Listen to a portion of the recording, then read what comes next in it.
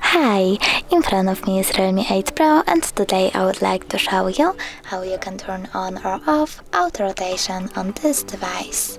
First of all, you need to go into settings. Now scroll down, go into display and brightness, scroll down again and tap on the switcher next to auto rotate feature.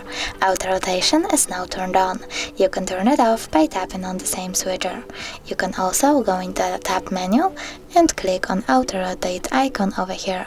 If you want to check out if it works, go into any app, like browser, and turn your device.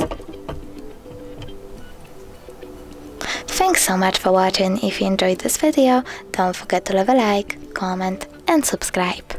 Bye!